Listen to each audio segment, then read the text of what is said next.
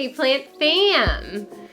Welcome back to my channel. If you are new here, my name is Jaclynn. This is my jungle, and if you're not new here, I appreciate you for coming back. Even though you know things get a little weird around here sometimes. So yeah, hi. I have a video for you today that I'm gonna do about philodendron. I don't know what's wrong with me or why I'm speaking like this.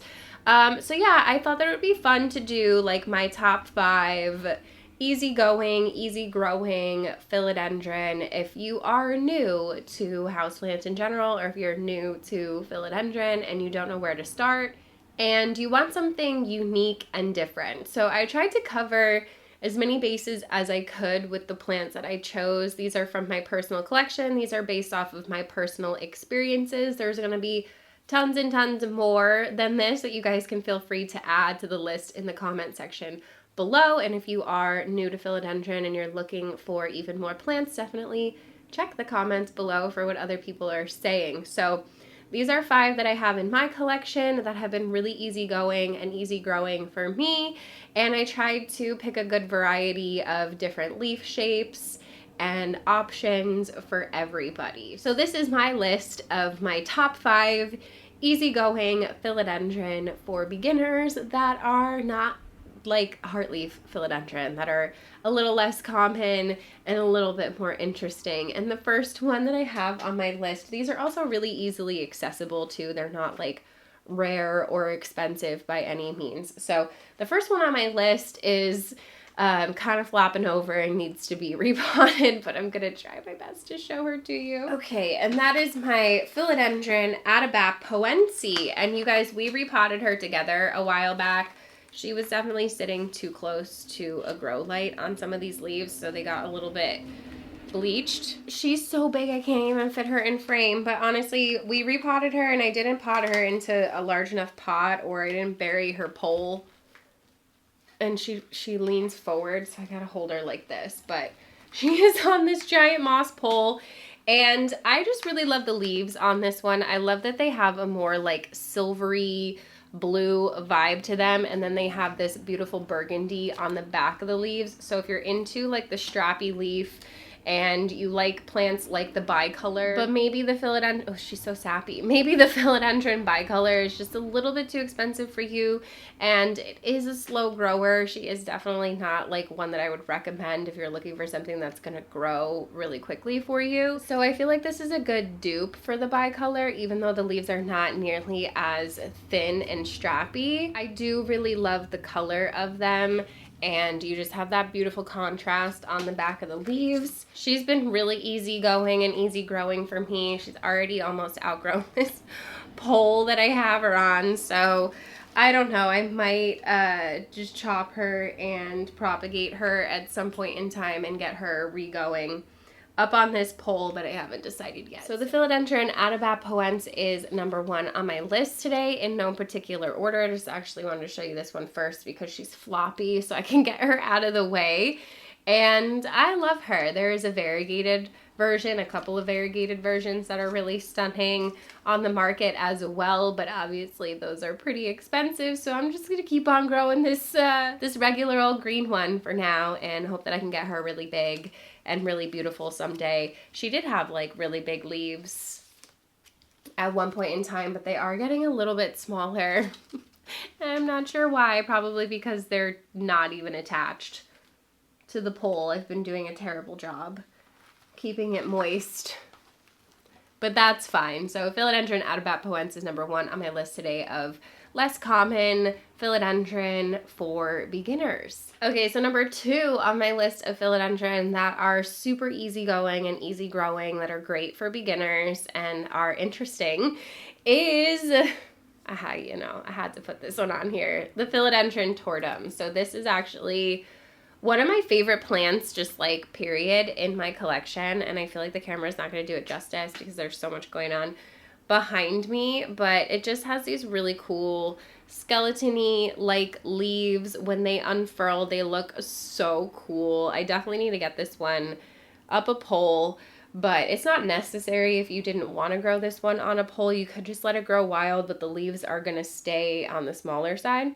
So I would love to get her going up a pole right here. I do have another one behind me because, you know, I can't just have one if it's a plant that I like. So I have one that's mine, this one, and then one that I propagate from, which is that one. So philodendron tortum, I've had this one for a while. They used to be pretty pricey. They've come down a ton, like a ton. So they are pretty easily accessible at this point. And I would say that if you like the look of this plant, I know it's not for everybody, that you shouldn't be afraid or hesitate to snag it because it's a very, very easygoing, easy growing philodendron. I've had it in this glass clear pot for well over a year, probably closer to 2 or 3, and dropping stuff. And her roots are going nuts. She's a happy girl. She's in a chunky mix. I put all my plants in a chunky soil mix in case you were wondering. So philodendron tortum is number 2 on my list today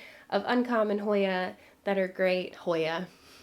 Of uncommon philodendron that are great for beginners. I'm not constantly just thinking about Hoya. Okay, so number 3 on my list is one that I actually imported a while back, and I was surprised at how easy it was to get this one acclimated and growing for me. Now, don't judge my specimen. She's not the cutest. She's outgrown her pole, and she's definitely ready to let go of this leaf. These are actually some of her original import leaves down here, but she grew very quickly for me, even though she was an import, and she's just been very, very good to me in terms of being neglected and not dying.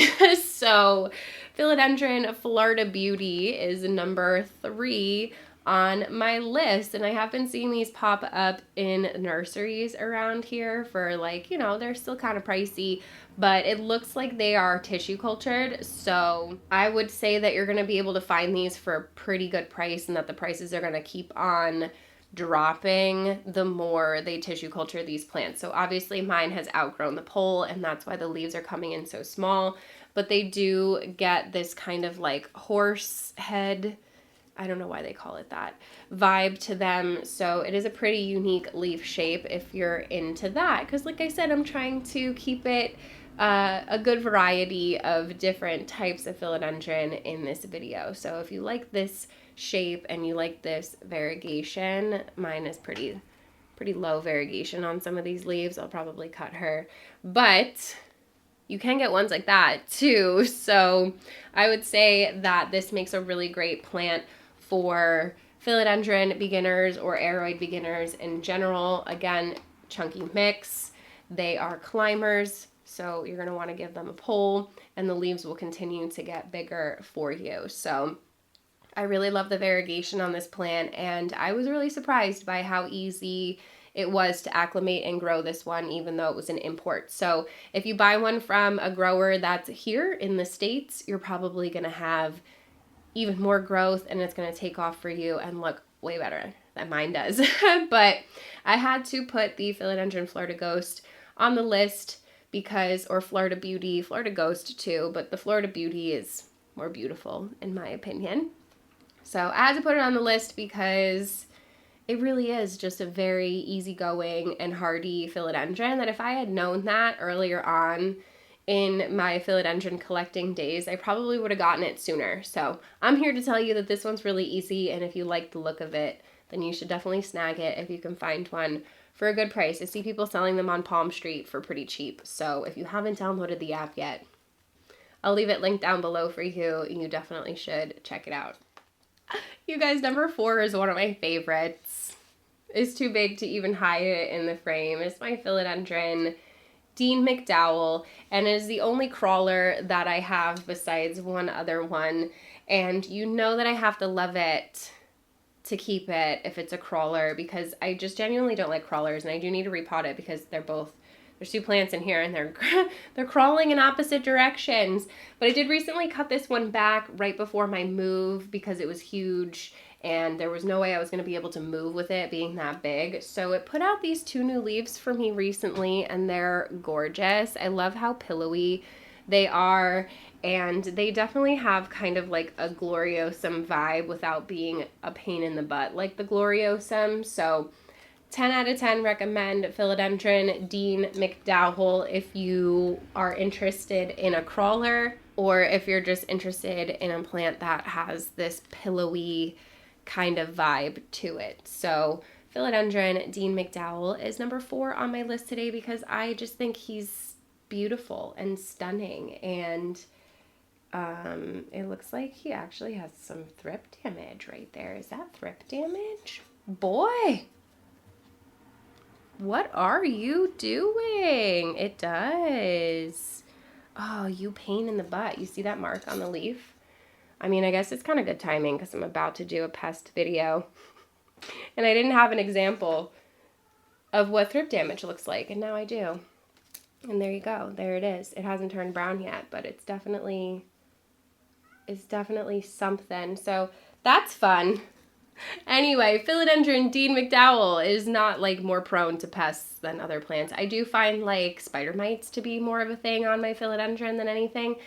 But yeah, I'd say that this one has been really easygoing and easy growing for me, and I have seen them definitely come down in price and be more available. So if this is one that you like the look of and the growth pattern of, because it will take up some space, Philodendron Dean McDowell is definitely the way to go. I have not had any issues with this plant. Doesn't require any like extra humidity or anything crazy like that to keep it happy. So that is why I put it at number 4 on my list. Last but certainly not least on my list today of philodendron that are less common and really easygoing for beginners is the sharoniae.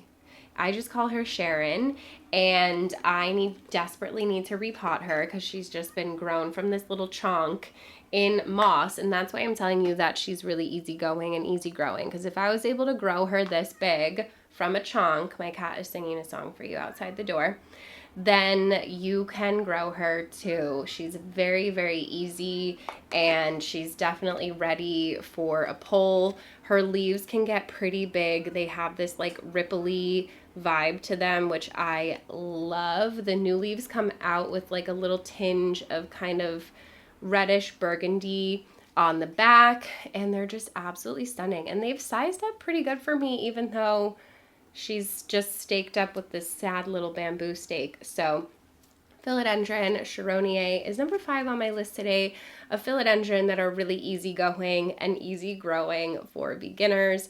So you've got lots of choices, lots of variety here in leaf shape and aesthetic depending on what you like. This one's obviously a climber. Majority of them tend to be climbers.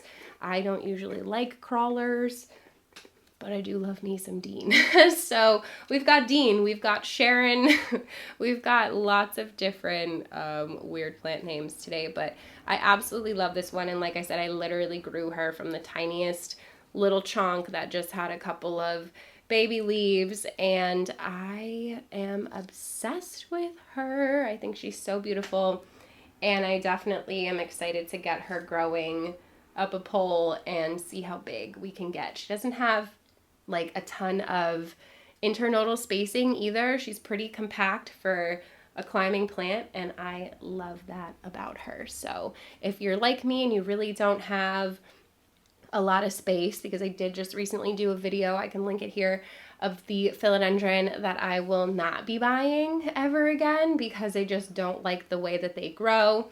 This is one that you're gonna want if you're like me and you don't like when they grow really stupid and you don't have a lot of space for ones that grow up a pole. This is definitely one that I am happy to make space for. It usually lives right here in this empty spot right there, and I just love her. So that is my list, you guys. A quick one today for you of the top 5 philodendron that I have in my collection that I would recommend to beginners that are a little bit more interesting than your just philodendron Brazil or micans, which honestly is kind of a pain in the butt to grow.